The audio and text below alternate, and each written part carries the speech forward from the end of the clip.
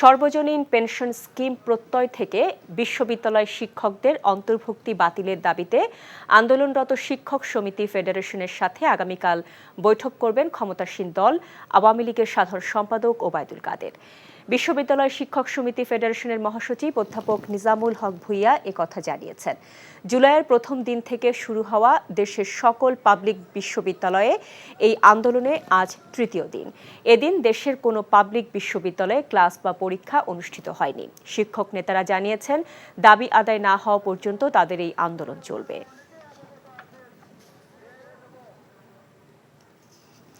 এদিকে শাহবাগে অবস্থান নিয়েছেন কোটা বিরোধী শিক্ষার্থীরা। সেখানে আছেন স্টাফ করেসপন্ডেন্ট নূর হোসেন। সরাসরি যাচ্ছি তার কাছে। নূর, শিক্ষার্থীরা কি এখনো রাস্তা অবরোধ করে আছে? সর্বশেষ কি তথ্য আপনার কাছে রয়েছে আমাদের জানাবেন। এখন জন্ম সনদ দিয়ে খোলো বিকাশ স্টুডেন্ট অ্যাকাউন্ট। নিজের বিকাশ নিজে কর।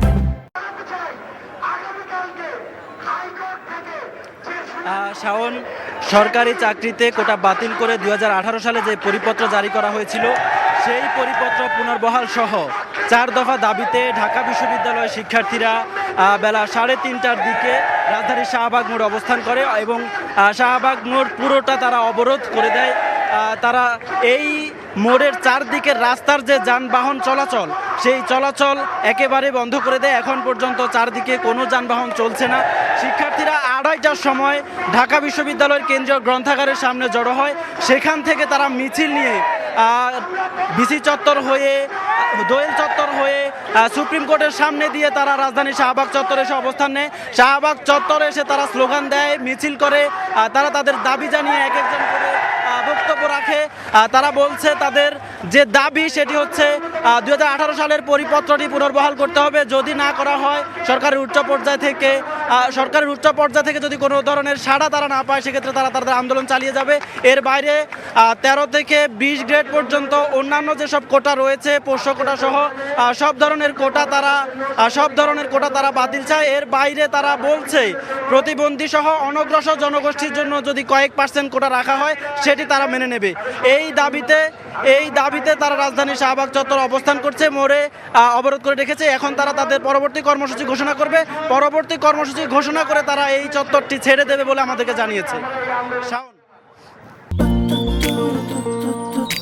জীবনে এত মেয়ে দেখলাম, কই কোনদিন তো কারোর জন্য এরকম লাগেনি।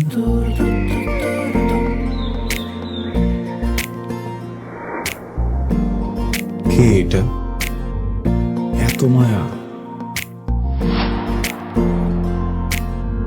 কেমন আছেন আঙ্কেল? কোন দিক দিয়ে দেখে আমার আঙ্কেল মনে হয়? আরে আপনি আমার মামার ফ্রেন্ড না? কোন মামার ফ্রেন্ড? শামীম মামা। শামীম মামা। আস্তাগফিরুল্লাহ। কি করছিস তুই? না আমার ভাগ্নি মায়া।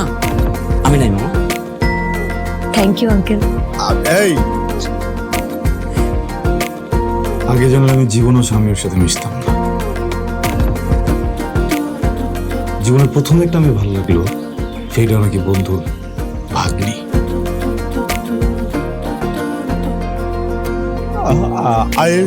I love you.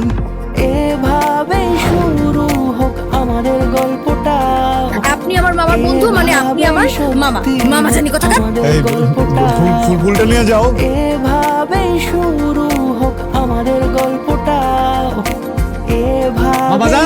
আমার বোন আপনার ভাগ্নি, এটাই বাস্তবতা। এই বাস্তবতা মানি না, তাহলে আমি ওর সাথে বন্ধুত্ব রাখবো না। কি রে তুই খারার উপরে পল্টি লই লাইতেছ? জুতা দেবো তোরে। হ্যাঁ, জুতাও তো লাগবে এক জোড়া, একটু বাড়াই দিও। হারামজাদা খারাপ। তুমি মন সারাটা সময় কাছাকাছি এলে ভালো লাগে, তাই শুধু কাছে টেনে যা। Thank you uncle.